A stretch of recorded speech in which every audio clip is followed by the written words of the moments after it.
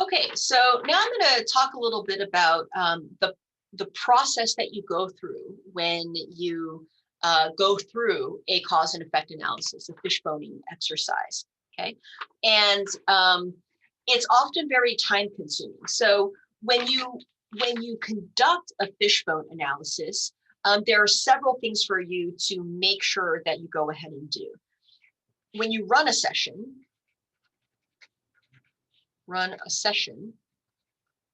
okay, a couple of things to watch out for. Make sure the problem is specific and singular. Singular meaning that there is one problem. Don't try to solve two things at once. You are trying to solve one quality characteristic problem. So don't say quality is bad, right? Oh, because what is quality? Is high quality fast? Is high quality durable?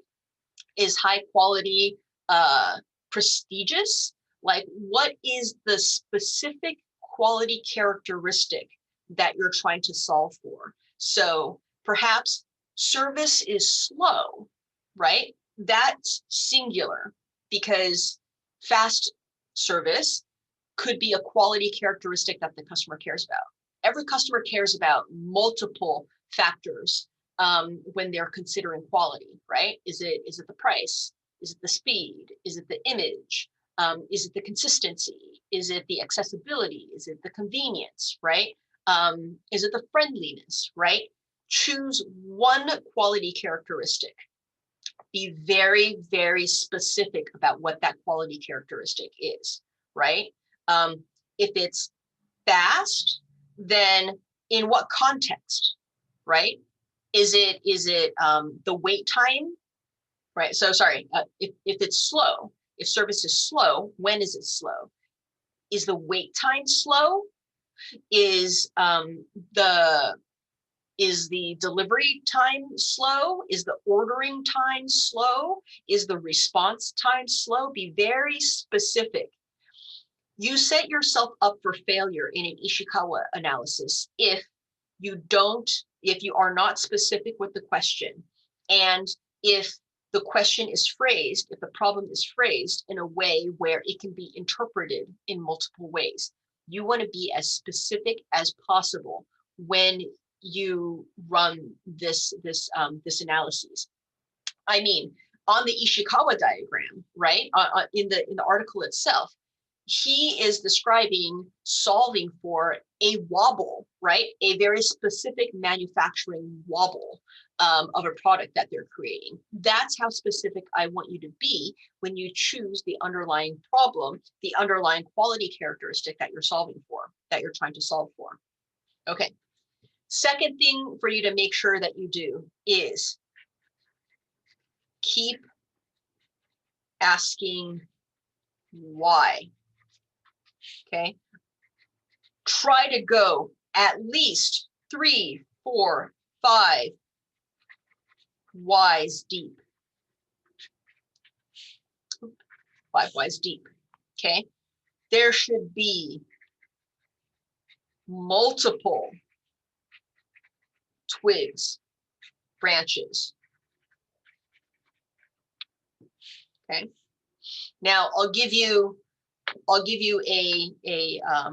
a great example, and sorry again, from services, is people will often say, okay, well, we don't want to do this, or rather, service is slow because people don't know what they're doing. Why don't people know what they're doing? Is because they're new hires. Why are they new hires? Because turnover is really high. And then they stop at that. Why is employee turnover high, right? You want to keep on asking why until there is a natural conclusion, right? Or by natural conclusion, I mean, it becomes fairly obvious what type of solution would address that cause. So for a cause like, because employee turnover is high, it's more important to dig down into why employee turnover is high. Perhaps employee turnover is high because the pay is too low. Employee turnover is high because the work environment is toxic. Why is the work environment toxic? Yada, yada, yada, yada, right? So keep on digging, keep on asking why. Dig deep. You want to go 4 or 5 layers deep into the whys. Okay.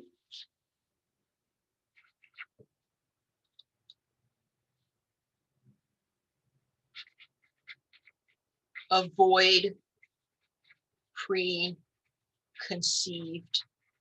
notions.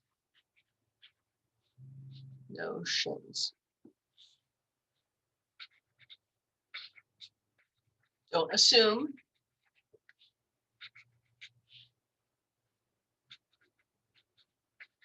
Kill sacred cows, not real cows. Okay. Kill sacred cows. Touch the third rail. Meaning stuff that people aren't willing to talk about, the sacred cows, right? The stuff that people take for granted, dip into it. You're just asking questions, right? You're just exploring why. So feel free to go into those topics. You know, in English, we call them the third rail because, you know, a lot of public transportation trains, there's an electric third rail. There are always diagrams that say, don't touch the third rail because you'll electrocute yourself. I want you to touch that third rail, right? I want you to go and explore those taboo topics because, you know, a lot of times because they haven't been touched upon, you might be able to find some really deep-seated causes buried in those kind of taboo topics that people refer to as like sacred cows or the third rail. Be careful of assumptions, right? You don't want to assume anything, right? A lot of people will just say, oh, turnover is really high because it's a terrible place to work, right? Like, well, what makes it a terrible place to work? Or it's the employees' fault. They don't do it correctly. Are you sure? Like, don't assume that employees don't do it correctly. Maybe they can't do it correctly, or maybe they're not allowed to do it correctly, right?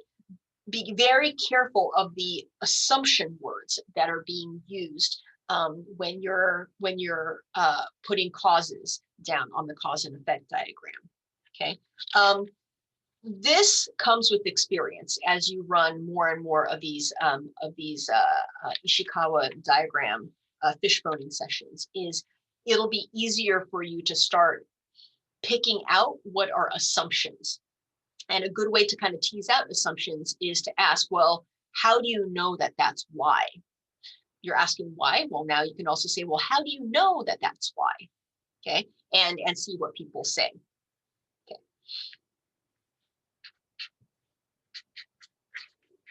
Have a variety of minds. Okay. Different, that's a person, different people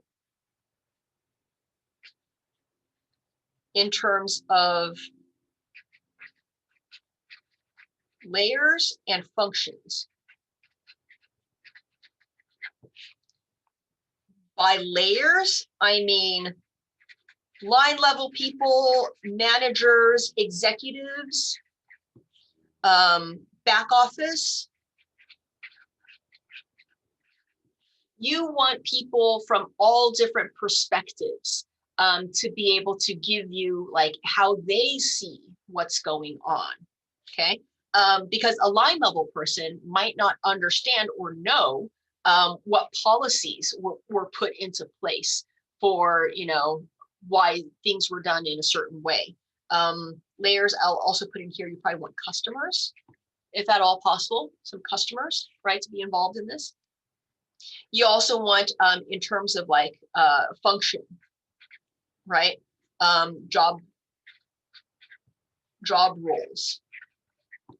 Okay, so let's say, for example, you're trying to diagnose something at Starbucks. It's worthwhile to have a barista and a cashier and a manager, you know, or I don't know what else there might be, maybe the accountant or something like that, but people with different job roles also, like people who are responsible for doing different things inside the operation. So maybe inside a restaurant, you would want somebody from the back of house, so somebody from the kitchen, somebody from the front of house, maybe somebody from the back office also, and then maybe a customer. They all have different roles within the service process. Okay, so different people. I'll put a note here and I will make it in red.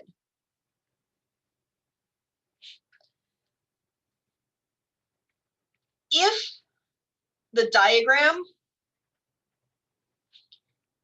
is too shallow, so you're not able to dig in 4 or 5 layers deep into why things might happen, then the people chosen for this fishbone diagramming exercise don't know the operation well enough. Then the people who are participating in the exercise simply don't know what's going on well enough. They don't know, they don't have enough insight into what's going on to be able to fully diagnose the problem. So this is one of the reasons why you want multiple layers and then multiple job functions. And then presumably you would also want somebody who's like hasn't been there very long, and then somebody who has been there very long, right? So you can kind of get a sense for what a new person might know versus what a senior person might know and perceive also. And if the fishbone diagram is progressing slowly and in a very shallow manner, make sure that the people who are participating in the exercise actually know the operations very well. Not only do they know it, but that they're willing to speak up about it too. Okay. Now, there's a lot to consider when you're running an Ishikawa analysis here, right?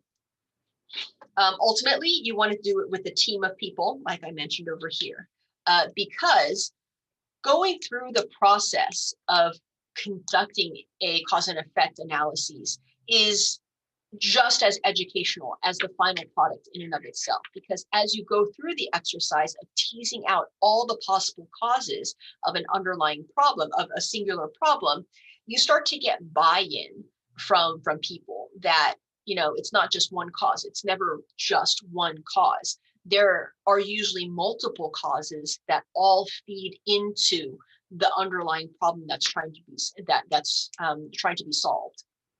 And when you get people's buy-in, they start to understand that, yeah, there's no one person to blame. It's the designed system that has contributed to all of these causes. So you'll find that there generally is a lot less finger pointing and blaming of individuals when you go through this type of exercise. And people who are involved in the exercise are also more likely to understand other people's perspective within the organization. So they get to see and learn more about the organization and how things actually function rather than just living in their individual silo. And so I would set aside a lot of time to go through this thinking exercise when conducting an Ishikawa analysis. It's as much for the people who are involved in the process as it is for the end product that you produce.